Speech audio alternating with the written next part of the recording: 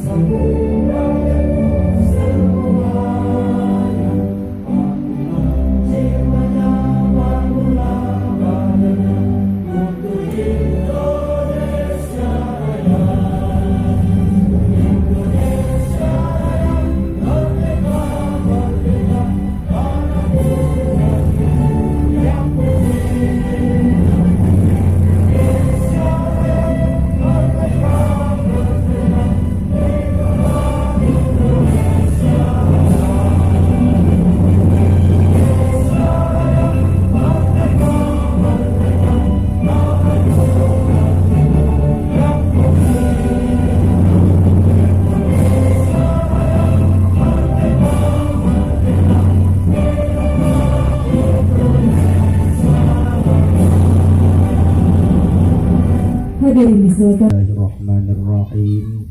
Alhamdulillahirabbil alamin, hamdan syakirin hamdan na'imin hamdan yuwafi ni'amahu wa yukafi'u mazidah. Ya Rabbana lakal hamdu kama yanbaghi li jalali wajhikal karimi wa 'azimi sultanik.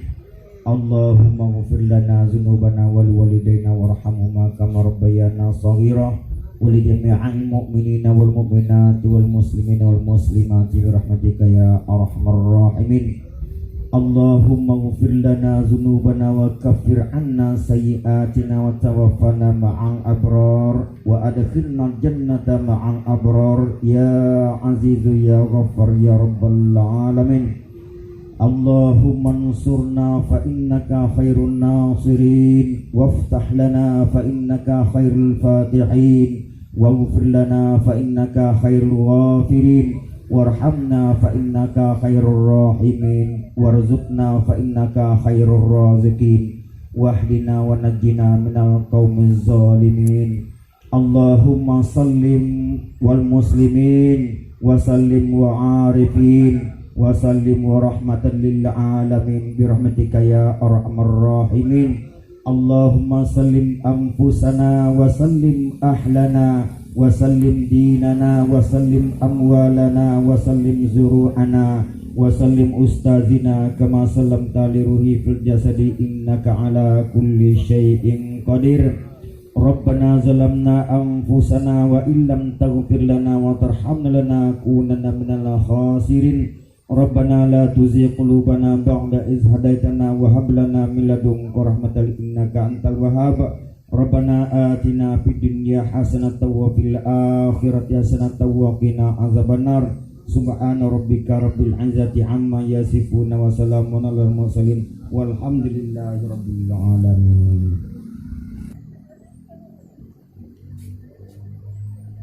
Bismillahirrahmanirrahim. Assalamualaikum warahmatullahi wabarakatuh.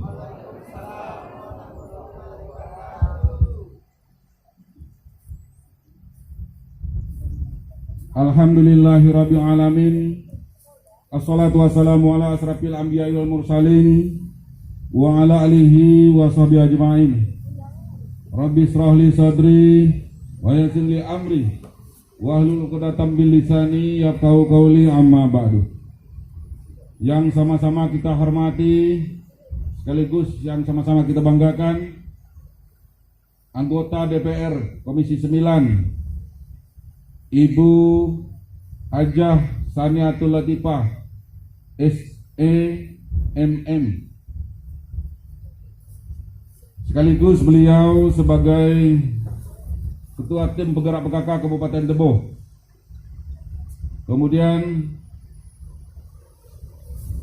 ia pula sebagai seorang istri Bapak kebanggaan kita, Bapak Bupati Kabupaten Tebo, Dr. Haji Sukanar Eskom MSI yang kita banggakan. Kemudian yang sama-sama kita hormati perwakilan BKKBN Provinsi Jambi ataupun yang mewakili, kemudian Kepala Dinas Kesehatan dan KB Kabupaten Tebo ataupun yang diwakili, kemudian yang saya hormati Bapak Kapolsek Kecamatan Tebo Ulu beserta anggota, yang saya hormati Bapak Don Ramil ataupun yang mewakili, kemudian yang saya hormati Bapak Kepala Desa Lubuk Benteng beserta istri tercinta, kemudian yang saya hormati dan yang sekaligus saya sayangi Ketua Tim Penggerak PKK Kecamatan Tebo Ulu, kemudian yang saya hormati seluruh para kades lurah dalam Kecamatan Tebo Ulu yang hadir pada kesempatan ini. Kemudian yang saya hormati nenek mama cerdik pandai, alim ulama, tokoh adat, tokoh agama, tokoh pemuda Desa Lubuk Benteng yang kita cinta ini. Kemudian yang saya hormati dan yang sebanggakan seluruh hadirin hadirat yang berbahagia. Pertama-tama, marilah kita bersama-sama bersyukur kepada Allah Subhanahu wa taala, Tuhan yang Maha Esa. Karena berkat ridho beliau dan nikmat beliau, alhamdulillah pada kesempatan pagi yang cukup cerah ini kita masih diberikan kesehatan sehingga kita dapat bertemu kembali, tatap muka kembali dengan Ibu DPR RI Komisi 9 Ibu Hajah Saniatul Latifah. Kemudian selawat berangkai salam tidak henti-hentinya kita kirimkan ke junjungan kita Nabi besar Muhammad SAW dengan ucapan Allahumma salli ala Muhammad wa ala ali sayyidina Muhammad. Mudah-mudahan dengan selalu kita berselawat kepada beliau, keluarga dan para sahabat beliau, mudah-mudahan kita nanti di akhir kehidupan kita nanti kita masih tetap diakui sebagai umat beliau dan mendapat syafaat dari beliau. Amin. Wabarakatuh. Alhamdulillahirabbil alamin. Wassalatu wassalamu ala asyrafil anbiya'il mursalin wa ala alihi rasulillahi ajmain. Amma ba'du. Yang sama-sama kita hormati dan kita banggakan Ibu Hajah Saniatul Latifah SEMM selaku anggota DPR RI dari Komisi 9 sekaligus Ibu Ketua Tim Penggerak PKK Kabupaten Tebo bencana di Kabupaten Tebo. Pada tahun ini, tahun 2021, kami dari Dinas Kesehatan dan Keluarga Berencana sudah menindaklanjuti kegiatan-kegiatan ini. Diawali yang pertama melakukan pendataan keluarga. Pada kesempatan ini kami mengucapkan apresiasi dan ucapan terima kasih kepada ibu-ibu kader, bapak-bapak RT, RW, Kades dan Camat se-Kabupaten Tebo yang sudah membantu menyukseskan pendataan keluarga sehingga pendataan keluarga kita sudah dapat berjalan dan hampir 100% sudah kita data. Artinya keluarga-keluarga di Kabupaten Tebo ini sudah mempunyai data di dalam sistem aplikasi keluarga yang kemarin karena ini langsung online ke pusat melalui BKKN Jambi. Kita tunggu nanti outputnya, sehingga nanti data ini betul-betul kita sikapi, kita pakai untuk membuat langkah-langkah strategis atau intervensi untuk pencapaian program Bangga Kencana dan Keluarga Berencana di Kabupaten Tebo. Kemudian yang kedua, itu juga kita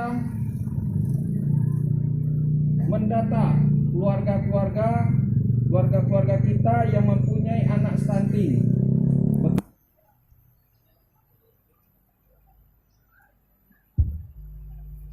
Bismillahirrahmanirrahim. Assalamualaikum warahmatullahi wabarakatuh. Belum sarapan Bapak Ibu? Lemah nih yang jawabnya. Iya, kayak kelaparan gitu. Kelaparan atau ngantuk ini? Saya ulangi lagi, lebih semangat. Assalamualaikum warahmatullahi wabarakatuh. Selamat siang dan salam sejahtera bagi kita semua. Alhamdulillahirabbil alamin, nahmaduhu wa nasta'inuhu wa nastaghfiruh wa na'udzu billahi min syururi anfusina wa min sayyiati a'malina. May yahdihillahu fala mudhillalah wa may yudhlilhu fala hadiyalah. Asyhadu alla ilaha illallah wahdahu la syarikalah wa anna Muhammadan abduhu wa rasuluh. Yang saya hormati Kepala Perwakilan BKKBN Provinsi Jambi yang diwakili oleh Koordinator Bidang Keluarga Sejahtera dan Pembangunan Keluarga Ibu Sri Banun Saragi beserta jajaran yang hadir. Yang saya hormati Kepala Dinas Kesehatan KB Kabupaten Tebo yang mewakili. Yang saya hormati Bapak Camat Kecamatan Tebo Ulu beserta Ibu Ketua Tim Penggerak PKK Kejabatan Tebo Ulu. Yang saya hormati unsur Forkopimcam Kecamatan Tebo Ulu, hadir bersama kita Bapak Kapolsek Tebo Ulu, Bapak Dan Ramil yang diwakili oleh Babinsa. Yang saya hormati Bapak Kepala Desa Lubuk Benteng beserta Ibu Ketua Tim Penggerak PKK Desa Lubuk Benteng. Yang saya hormati tokoh-tokoh masyarakat, tokoh agama, tokoh pemuda, dan Bapak Ibu peserta sosialisasi pemberdayaan masyarakat Bangga Kencana Pembangunan Keluarga yang tidak bisa saya sebutkan satu persatu, dan ketinggalan ini PLKB, kader KB yang saya hormati.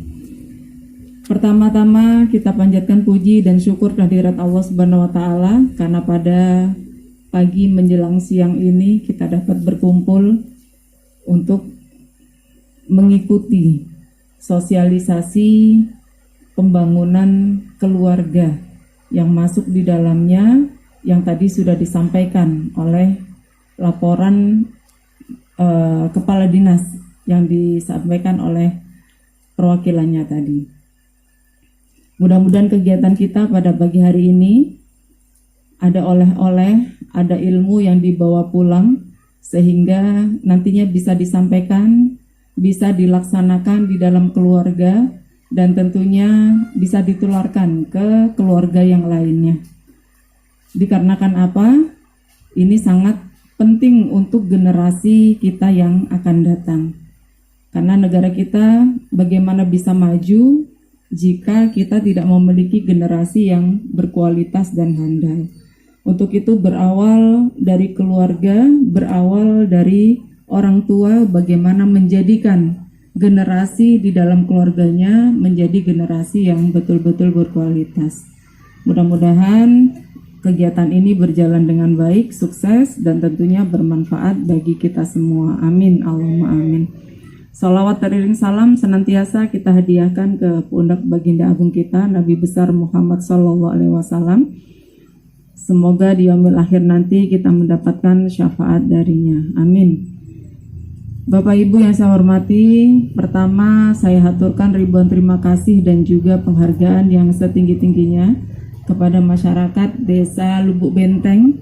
Meskipun hari Sabtu kondisi pasaran yang mana barangkali sibuk ibu-ibunya ke pasar untuk memenuhi kebutuhan sehari-hari, menyiapkan menu makanan sehari-hari. Hari Sabtu inilah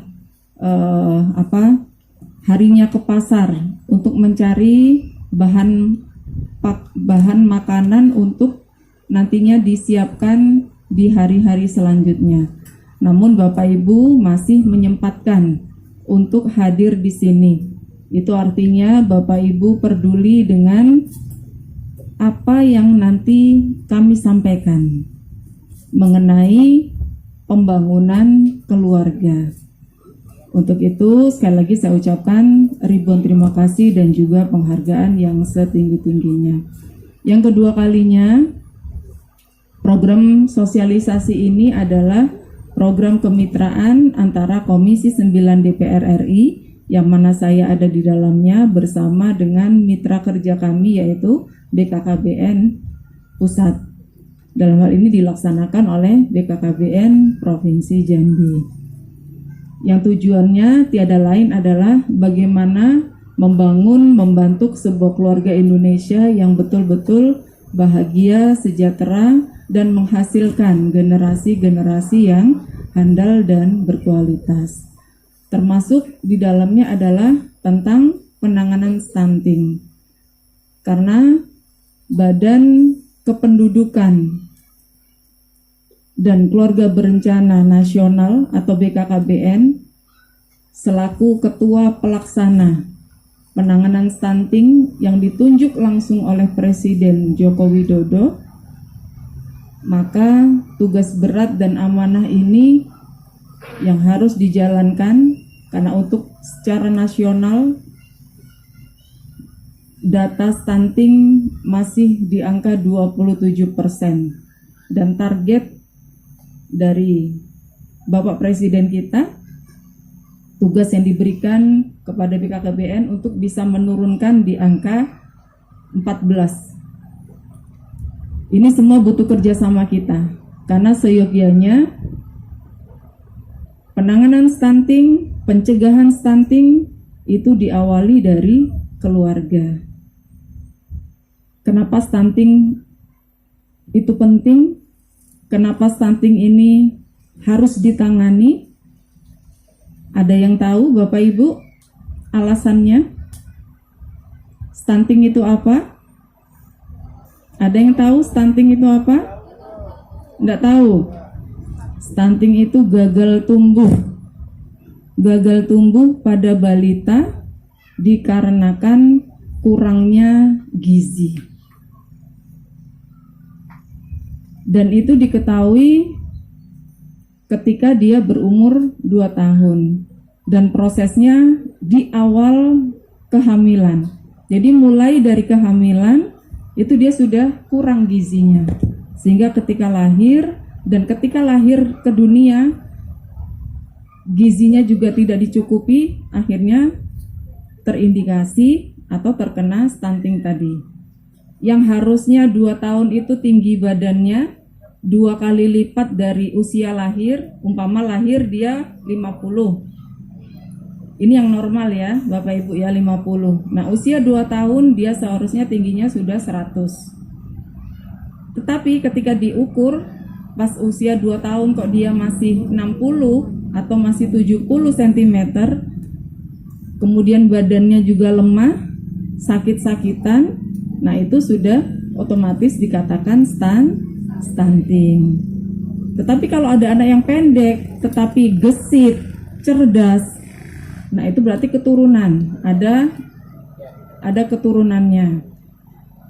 Jadi yang paling kelihatan stunting ini adalah dia mudah terkena penyakit. Kemudian untuk komunikasi 2 arah, ketika kita ajak komunikasi, dia tidak bisa menanggapi, tidak bisa kita ajak untuk bicara, tidak nyambung dengan apa yang biasanya kan anak kecil kita ajak siapa namanya, dia langsung bilang namanya ini. Siapa nama ayah, siapa nama ibu, dia sudah bisa menjawab. Tetapi kalau anak stunting, dia tidak bisa fokus terhadap apa yang kita sampaikan. Kenapa stunting itu penting kita tangani? kita cegah dikarenakan apa? Karena dampak buruk yang disebabkan oleh stunting untuk kemajuan negeri kita tercinta ini. Kenapa? Karena generasi yang stunting sudah otomatis menjadi generasi yang bodoh. Benar itu. Kalau sudah generasinya bodoh, apakah negara kita bisa maju? Tentu tidak akan bisa maju. Nah, untuk itu dari sejak proses kehamilan sudah harus diperhatikan. Sudah harus diperhatikan gizi yang dikonsumsi oleh ibu hamil. Nah, maka awal mula penanganan ini harus diawali dari anak remaja putri. Karena kalau remaja putri sudah kurang gizi, sudah dikatakan nanti pasti ketika dia menikah, kemudian hamil, akan berefek dia akan melahirkan bayi yang stunting. Nah, untuk itu harapan saya di sini bagi keluarga desa Lubuk Mandarsa yang barangkali masih memiliki anak remaja putri, tolong diperhatikan gizinya. Dikarenakan apa? Biasanya anak remaja putri ini sukanya diet, takut gendut lah. Padahal konsumsi makanan yang sehat dan bergizi itu sangat penting untuk generasi yang akan dia lahirkan nanti. Saya mau apresiasi apa yang sudah dilakukan oleh Dinas Kesehatan KB yang sudah memberikan penyuluhan kepada calon-calon pengantin. Mudah-mudahan calon pengantinnya juga mendewasakan usia perkawinan ya, Pak. Saya kok lupa sih namanya, Pak Romi. Mudah-mudahan tidak di bawah 17 tahun. Mudah-mudahan generasi calon-calon pengantin yang ada di desa Lubuk Benteng ini sudah mendewasakan usia pernikahannya. Kalau perempuan ya minimal 20 tahun, kalau laki-laki 25 tahun. Itu minimal ya. Karena kalau di bawah usia itu reproduksi perempuan belum siap untuk apa? Untuk hamil itu belum siap, sehingga memiliki efek yang lebih besar, melahirkan bayi yang berat badannya rendah, bisa juga berakibat bayi stunting tadi. Nah, saya sangat mengapresiasi sekali. Kemudian supaya bagaimana pencegahan kita agar generasi-generasi yang ada di Kecamatan Tebo Ulu ini umumnya dan khususnya desa Lubuk Mandarsa, karena kita berbicara sekarang Lubuk Benteng. Lubuk Benteng. Iya, Lubuk Benteng, Lubuk Mandarsa terus. Lubuk Benteng. Ngetes tadi, ternyata nggak ngantuk Bapak Ibu. Aplaus dulu deh. Pencegahannya semua stakeholder bersama dengan PLKB dan juga kader KB, kader PKK yang ada di Posyandu untuk menjalankan program 1000 hari pertama kelahiran. Jadi dimulai dari ibu hamil. Ibu hamil harus diperhatikan, selalu diberikan tablet tambah darah. Tablet tambah darah, kemudian diawasi juga harus diminum, karena ada ibu-ibu hamil diberikan tablet tambah darah, diberikan vitamin D, vitamin kalsium dan lain sebagainya untuk memenuhi asupan gizi bagi si ibu maupun si jabang bayi yang ada di dalam perutnya. Tidak diminum.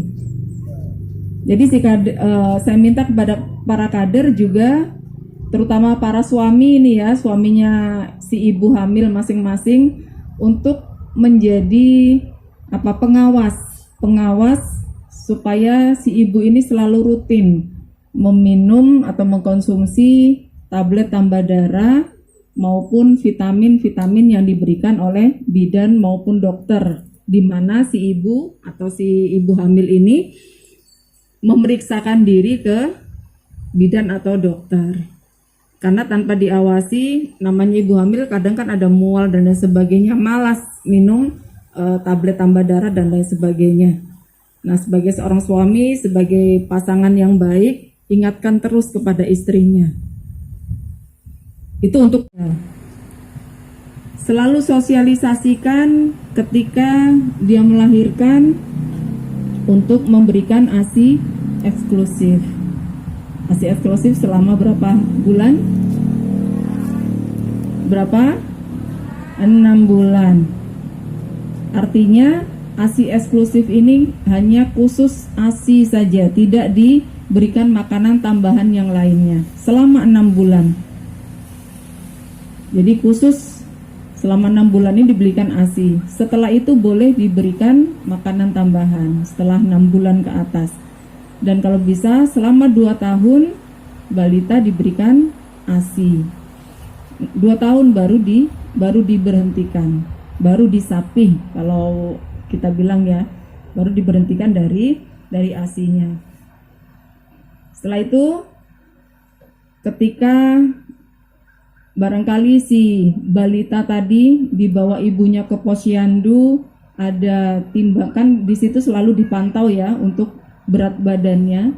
Jika tidak mengalami kenaikan di dalam sebulan, karena biasanya kalau bayi umur sebulan ke 2 bulan sampai 7 bulan itu naiknya cepat sekali, drastis. Sebulan itu bisa 1 kilo sampai 1,5 kilo, kadang sampai ada yang 2 kilo, meskipun hanya ASI saja. Itu kalau benar-benar ibunya memperhatikan gizi daripada sang bayi. Nah, ketika dibawa ke posyandu atau ke ibu bidan, berat badannya tidak naik dari usia sebulan ke usia 2 bulan kok tetap atau bahkan turun, maka si kader harus memberikan makanan tambahan untuk si bayi tadi, MPASI, biskuit.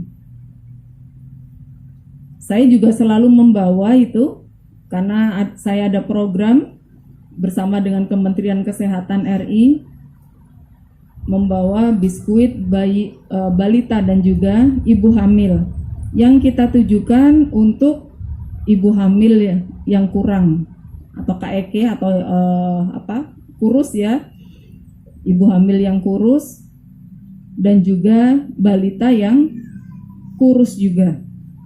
Dan itu harus diberikan secara rutin. Karena kalau tidak rutin ya percuma. Makanan prioritasnya, makanan utamanya juga diberikan, ditambahkan dengan MPASI-nya. Selain itu diberikan imunisasi dasar. Apa saja imunisasi dasar, Ibu Kader? Begitu lahir diberikan apa? Terus BCG, terus polio 9 bulan. Sebelum polio DPT dan